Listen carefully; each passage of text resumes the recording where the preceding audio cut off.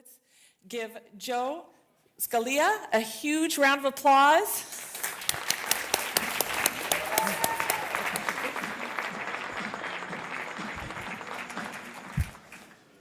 How are we doing, everybody? Great. Well, they took the coffee pot away, so I'm going to have to keep it low-key a little bit here today. Tough act to follow, boy. That's amazing stuff watching Jessica that tried to pigeonhole. I'm going to put her to work myself after this. All right.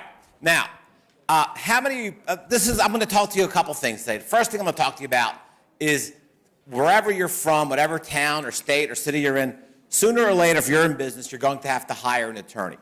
Who has ever had the pleasure or displeasure or misfortune of having to hire an attorney before? Anybody? One? Wow, that's it? Two? We need more litigation. There aren't enough lawyers in the world. What's going on here? There should be more people raising their hands. All right. Is my mic on here? All right. So I'm going to talk to you about a couple things. Before I do that, how many of you have studied business or economics classes? Anybody take economics? Okay. When you study economics, what do they always drill into your head, right? Rational market behavior, right?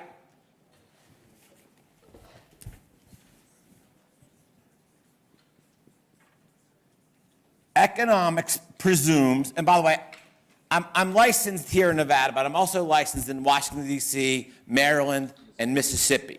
So, but before I did that, I actually studied economics. And economics is about rational market behavior. If you're in business, right, what is rational behavior? You don't spend more on something than it's worth, right? It's not rational, right?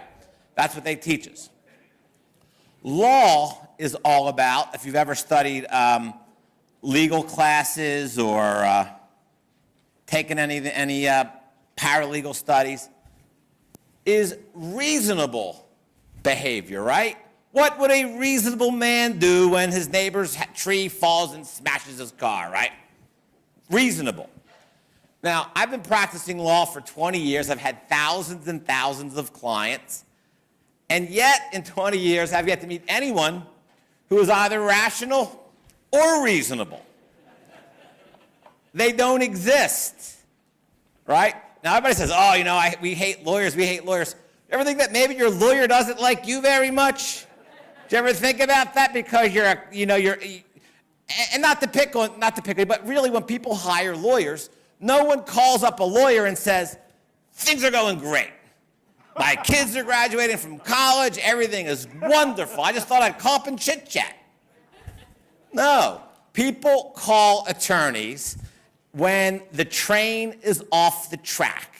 It's there fuming, there's steam everywhere, there's wood, and the question is this locomotive going to blow up and wipe out the village, or can we get the train back on the track? So that is sort of when people hire an attorney.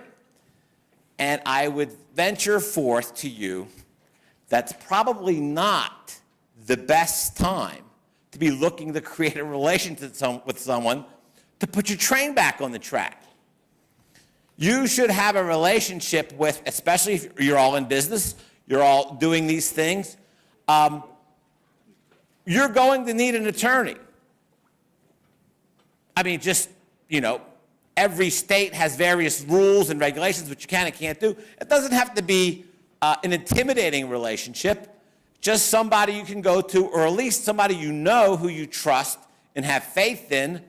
So when there is an emergency, if there ever is one, but you're listening to me today, you're not going to ever have an emergency, because we're going to avoid the common problems that people make to create these kinds of problems.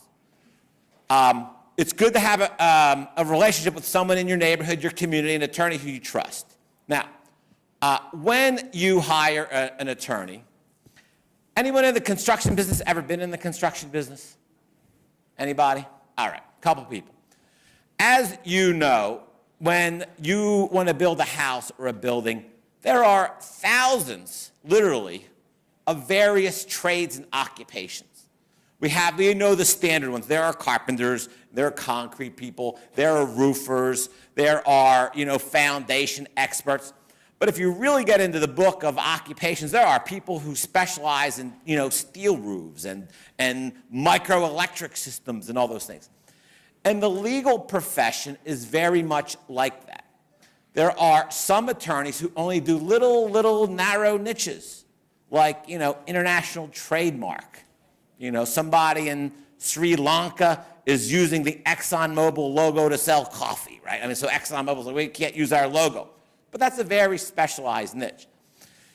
It is, number one, it is extremely important, write this down, to hire an attorney who is familiar with the type of problem that you are having. Now, that is your obligation as a consumer, because I know attorneys, most of them are small offices, and they've got bills to pay, and you say, hey, I have a problem with my trademark, and he says, oh, sure, I can handle it for you. Well, he might have done one or two cases, but primarily he's, representing, people in divorces or doing wills or doing whatever. So you got to make sure that you find the person or who is an expert in the area that you need help in. It sounds like so much common sense, but people don't act that way. They say, oh, I ran into my sister-in-law at the supermarket, and her lawyer down the street did a really great job in her divorce. That's great. It's a great referral. But you're not going through a divorce. You're having a contract you need reviewed. Or you're getting threatening letters from a collection company, or whatever the problem may be. Those referrals, that's what people rely on, and they're not always accurate. So you need to do a little bit of screening. The second mistake that people make when hiring a lawyer, so one is area. Number two is, and you know what? I train a lot of young lawyers. I've hired a lot of lawyers over the years. And lawyers are trained to do things. We have a client with a problem. Well, we need to do this, and we need to do that. We need to do the next thing. We need to do this, and file this, and file that. My first question is, did you talk to the client? Yes. What does the client want? What do you want? Which brings us back to rational and reasonable, because by the time they're in their office, they usually want somebody's head on a plate, and we can't do that. All we can do is file papers. That's what we do. I think lawyers in our society were put up on pedestals, and people are all walking around in expensive suits and chit-chatting at the water cooler. That's not the real world. And this is going to shock you when I tell you this. Most of what I do, 95% of it, is social work. Social work. Because think about it. Client comes into your problem, into your office, they're not rational and they're not reasonable. They feel that they've been wronged, and they're watching, and it's all about justice, and I want this person to pay, and all that stuff is great. And part of my job is to get you focused on what the legal system really does. Legal system distributes money. That's it. That's all we do. You are suing somebody, usually, there's some exceptions, there's declaratory judgments and things like that, but generally, you're suing people for money. I signed the contract with Bill. Bill was supposed to pay me $20,000. Bill didn't pay me. Where's my money? Or Bill says, I paid this person to do the job. They didn't do it the right way, and as a result of that, I lost $50,000, and I'm not paying them. It's not about justice and freedom and Superman and the great American way. It's about money. Number one. So then let's go back to, what do you want? And the second question you should ask yourself is, and your lawyer should help you get there. People will always say to me, and I love this, Mr. Scalia, it's not about the money. It's the principle. And I know they're lying. I mean, they think that they're telling me that that's what they really believe, but they don't believe that, because I know, after doing this for so long, it is always about the money. Only you don't realize it yet. You think, oh, I'll write any check at any, yeah, right. And how I get people to come off of this, I don't know, angry sort of buzz is to say to them, would you rather write me a check for XYZ dollars or take a flight to Europe, take your kids to an amusement park, go to the beach, buy me a big screen TV, and have money left over? Wow, that's pretty tempting, right? I could have all that fun, or I could write you a check. And now what's happening? Now the cost-benefit analysis is kicking in. And the next question should be, what are our options? How do we settle this? Your job when you're in business or you need an attorney is not to send your lawyer's kids to college or pay for the lawyer's kids' braces. You're there for a specific reason. Either it's a contract dispute or a landlord-tenant problem or whatever it is. And usually, every situation, and I guess I would draw it like this. People say to me all the time, and this drives them insane, when they say to me, well, what should I do? I say to them, well, what do you want? And they don't know. You tell me what I should want. Like, I don't know, it's your life. It is your life. It is your business. It is your blood. It is your sweat. I can't tell you what to want. What I can tell you is you're rational and reasonable, because you're in business, right? Options. What are your options? It could be something like, look, I can send them a letter explaining what your position is, and maybe it can get resolved. There's some money involved, maybe we can work it out, and this will cost X dollars.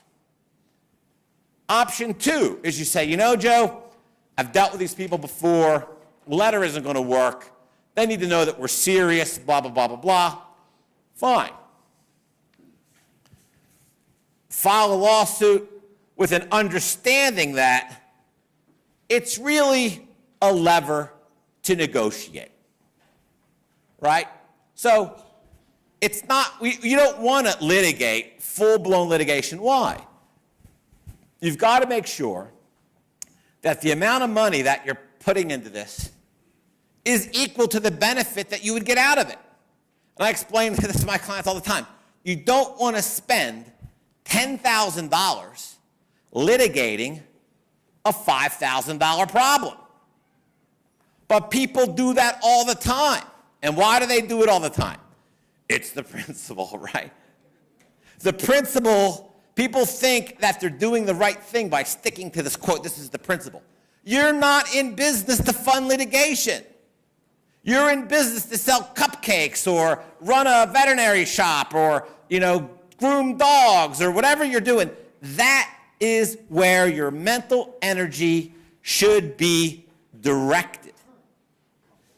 This legal problem that you have to understand, if you're not careful, can become an all-consuming distraction. And most people only have so many resources. And I don't just mean money. I mean emotional resources, financial resources, psychological resources. You can't be diverting all of that energy to this problem, because there's always a way, there's always a solution to sort of get out of these legal problems. And what you have to do is find the tipping point, the most efficient, economical way to get out of it. And how I describe it to my clients is like this. I'm sure, I'm in Vegas, we're in the desert, but those of you who have been in the jungles and to the woods where things are very, very thick, and it's dark, and you go in there and there's canopy covering, and there's a little path. As long as you know what you want and where you're going, you can stay on that path, and you can get through this legal problem let me use a different color here. Here's our start point. We can get through this path, get through this legal problem efficiently and economically. If you wander in your thoughts and in your desires as to what you want, you end up off the path.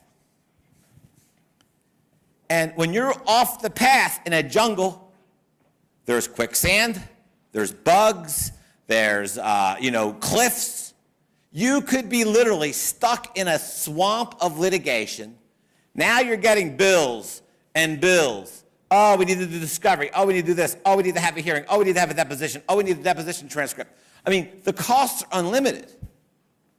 There is no limit to the amount of money that you can spend on litigation. And it is your job to make sure that you don't do that.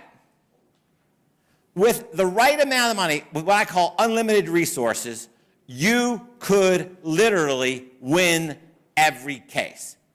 But no one in the world has unlimited resources except maybe the federal government, Walmart and the banks and the insurance companies. That's it. The rest of us, we don't have unlimited resources. And I love when the big players start to fight each other. If you accept credit cards, your credit card, your bank charges 2%, 3%, whatever the arrangement you may have. Well, Walmart said, you know what? That's a monopoly, and we're not paying you, Visa. Visa says, oh yeah, you're not paying us? We're gonna have a little bit of problem about this. So Walmart sues Visa. These are two companies that have, for all practical purposes, unlimited resources. Which one of you would say to Visa, I'm not paying you that 2% fee, you're a monopoly? Guess what? Your account's closed. If you're Walmart, you can say, oh yeah? So they file an antitrust action against the banks. Name all of them. I mean, every major bank. And this litigation goes on for 10, 12 years. Walmart spends billions of dollars, and the banks spend billions of dollars. And the lawyers make a lot of money. The lawyers make hundreds of millions of dollars. And I don't feel sorry for any of them. This is what they want to do. It's their money. That's what they want to do. And what you figure, wow, is that irrational? Well, if you're Walmart, it's not irrational. If you're making hundreds of billions of dollars and that 1 or 2% is coming out of your bank account, it's worth it to spend 12 years and $2 billion breaking the Visa monopoly. If you're Visa, you say, whoa, whoa, whoa. If Walmart wins this, then it's going to be JCPenney, it's going to be Sears, it's going to be everybody. We got to fight this. We have to win. Fine, let them fight. But you aren't Walmart and you're not JCPenney. So you make sure that you stay on this path.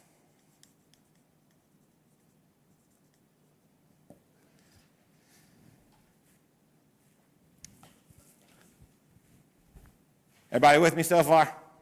All right. So, you need to find an attorney in that area. You need to figure out what exactly you're going to do. And number 3, we need to develop the path or the plan to do it. Now, if your attorney is experienced, they should be able to, well let me put it to you this way. We've all bought cars and houses and big ticket items, right? If you went into your local car dealer and they'd said, I'd like to buy a car, they'd say, well, tell you what, we're going to start making it for you. What do you want? Well, you want air conditioning? Yes. You want sunroof? Yes. You want this? You want that? You want next thing? Okay, great. Well, your first question is, how much is it going to cost? What if the car dealer said, we don't know. We're going to start building it right now, and we're going to charge you $300, $400, $500 an hour to build it. And then when we're done, we'll mail you a bill every month. And when the car's all done, you'll have a final bill. Like, you wouldn't buy a car that way. You wouldn't buy a house that way. You wouldn't buy, a cupcake that way. Like, did you want the pink frosting or the yellow frosting? Yellow frosting's extra. I'll take the pink. But yet people will buy legal services that way, and I don't know why. I mean, one of the things that I did 20 years ago, and people think, oh, it was a brilliant business idea, but really, I hate keeping track of my time. When I first got my first job out of law school, I was all excited. Say, okay, great, Joe, read this file and write a memo. And I'm reading this file, and they said, well, where's your time? I was like, time? What's time? Okay, 0.01, read memo. 0.05, sent fax. It's like and then you have to bill the client for that. You got to be kidding me. As I went out and began to, start my own practice and do my own things and have the experience of handling lots and lots and lots of cases, I can pretty much look at a case and say to my client, this is what we need to do. A, B, C, D, E. Now, A, B, C, D, and E aren't going to settle 100% of the cases, but it's going to settle 90% of the cases. And if everything goes right the way it should, you're going to be in that 90%, unless something weird happens or the person on the other side is, sometimes people change lawyers or whatever reason, but 90% of the time, these 5 things will happen. We'll do A, they'll do B, we'll do C, they'll do D, we'll meet your resolution, we'll get this thing resolved. And it costs you X. And the client says, that's great. It's called a flat fee. We'll do it for a flat fee. The client says, great. The client says, well, what happens if you get it solved quicker? Do I get any money back? I'm like, no. Well, why not? Well, because the reason we have this plan laid out is because I've handled so many cases. And number 2 is I've never, ever, ever, ever had a client call me up and complain that their matter was resolved too quickly. Never. They say, what? You got it solved already? That's crazy. I'm really angry. I'm going to the bar. It only took you 6 weeks. The reason I don't like flat fees, I don't like billable hours, is I believe that when the attorney, look, it's human nature. You can't ever, ever pass a rule, a law, a regulation, a policy that contravenes human nature. Even with the highest, noblest people, when the lawyer is billing you at $300, $400, $500 an hour, there's no hurry to get this case resolved. Now, they're being extra diligent, and they're dotting every I and crossing every T, and they're doing certain things. But I'm of the belief that when I charge you a flat fee, you and I were on the same team. Our interests are aligned. We're parallel. Because, as I said, the quicker I get your matter resolved, number 1, the happier you are because it's not lingering on. Number 2, the quicker you're out of my office complaining about this person is the great Satan and how you want their skull crushed in the front of this courthouse, right? It's like, I can't crush their skull in front of the courthouse, but then we get this thing settled for $5,000. Are you okay with that? Yes. All right, so when your lawyer is, now listen, you're going to go to some lawyer's office in your town and say, oh, well, my retainer is, XYZ dollars, and then I'm going to bill against that at $300 or whatever, and then, I'm going to charge you for every fax. And you're going to say to them, no.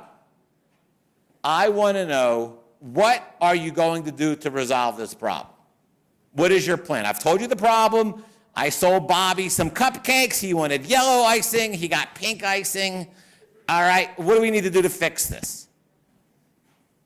Well, what's the difference between pink icing and yellow icing? A quarter. Okay, great. 300 cupcakes, it's a $7 problem. Right? You need to know what he's going to do. And then once you have an idea of what the plan is, then you say, I'm not interested in getting bills. I'm not interested in getting monthly statements that tell me that you sent somebody a fax or you read an email. Give me a number. Why? You would get a number if you went to buy a house. You would get a number if you went to buy a car. You would get a number if you went and bought furniture. Why wouldn't you get a number when you're buying legal services? I think maybe, it's all like mystery and hokum and all this stuff. It's not. When I hire, young lawyers, or I say, draft this motion, like, what is it? It's a piece of paper that says that on it. That's what it is. And they're all variations of the same theme. And if your lawyer is experienced in the area that he's claiming to be experienced in, he probably should have seen your fact pattern hundreds of times before, if not thousands. Right? One time I had a lady, we were in a domestic case. And she's outside. She says to me, this gets back to rational and reasonable. No, Joe, I really need to have the car. We only have one car. And I need the car to drive the kids around and blah, blah, blah, blah, blah. I need to have the car. I need to have the car. I need to have the car. I need to have the car. Great. Go into the courtroom, do the whole thing. Judge gives her the car. We come out and she's crying. I was like, well, what are you crying for? She says, I didn't want that car. I wanted a different car. It's like, this is the only car you have. This isn't a game show. You don't win fabulous cash and prizes. It's a divorce. The judge can only give you the car that you guys bought. He can't. All right, so I think I've beat this horse enough. I'm going to let this issue go. There are certain things that you can do. My happiest clients are the clients who are not involved in lawsuits, right? But I'm going to tell you this. People are cheap. And they're always cheap with the wrong things. I don't know, it's like we're cursed. I don't know what it is. We all do it. I don't want to spend, I just had a case this week where someone sold the house on a contract. It was called a contract of sale. They didn't get new bank money, blah, blah, blah, blah, blah. And then the seller of the house and the buyer, they got into this big dispute. And I said to the lawyer, look, this is what we're going to do. We're going to get this thing resolved. You think the house is wrecked. We're going to come to a deal. We're going to pick someone to go out and look at the house. And if there's any repairs or the place, we'll come to an agreement as to how they get fixed. Okay, great. I call the client up and I say, listen, I got this thing resolved. It's going to cost you, I don't know, $1,000 to do what's called $1,000. I'm not paying $1,000. I didn't do anything wrong. Why should I pay $1,000? Blah, blah, blah. I said, fine. I sent her a letter that said, my experience tells me that these issues fester. And this gets back to the thing with these people. As lawyers, after doing this for so long, it's not usually the legal problems. There are agendas that you have to pull out of people as to why they're having this problem now. There's usually an issue behind the issue. And let me put it to you this way. This is the best way to describe it. When you're involved in a legal problem of some sort, usually, for you, the problem is this legal problem. For me, sitting on this side of the desk that I'm sitting on, this is a symptom of something else going on in your life, in your business, in your relationships with others. That sounds kind of crazy. Like, what is this guy, Buddha? No. This is a manifestation of other things going on. I'll give you an example. Had a client one time who was charged with a DUI, standard DUI, right? No big deal. But what struck me as odd is he had been in Las Vegas for 25 years. And if you know anything about living in Las Vegas, you don't drive around drinking because the casinos give the booze away for free and the cops are outside just picking fish in the barrel. It's easy to do. So if you're going to enjoy yourself, just be careful. But after 25 years, this wasn't like a college kid who was just here, wasn't somebody here on vacation. He's a guy, I said, 25 years, like, what's going on? Oh, nothing. What's going on? I couldn't get it out of him. After like 20 minutes of interrogating him, what happened was he had a loss in his family. He didn't have, or he couldn't go to the funeral, and he felt guilty. And he started drinking. And the drinking manifested itself as the DUI. But the DUI wasn't really the problem. The DUI was the symptom. The problem was he was straying from what he was doing for the past 25 years. Same problem with this house. The problem could have been solved for $1,000. But they didn't want to spend the money because why? The seller and the buyer hated each other. It was a game of spite. It had nothing to do whether or not the house was or wasn't in good repair. The seller already sold the house. The buyer already bought the house. But they wanted to hassle each other. And how do they hassle each other? Letters from lawyers, back and forth, blah, blah, blah, blah, blah.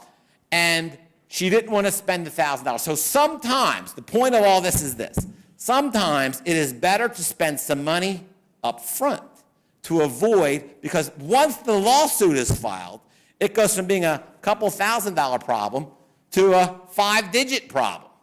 Because now we're fighting over the deed and whether the new buyer can sell it, and all these side issues, we're off the path.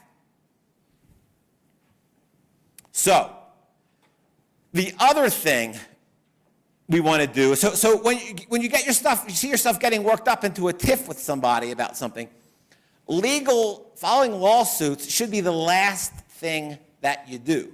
It is when there are no other alternatives. The first thing you should do as business people is to figure out, okay, what are we fighting about here? How much money is involved? Are you angry because they're selling stuff to your competitor? I mean, are they doing something to your product and not their product? We got to figure out really what is the underlying issue and try to resolve it at that level. If you really don't like the people you're doing business with, do business with other people. And then sometimes people think, well, if I document everything, I will then be able to go to the lawyer and the judge will see that I am right. Number one, lawyers don't have time-back machines. I cannot go back in time to 2007 and fix some god-awful mess you made because you were angry at your ex or or whatever.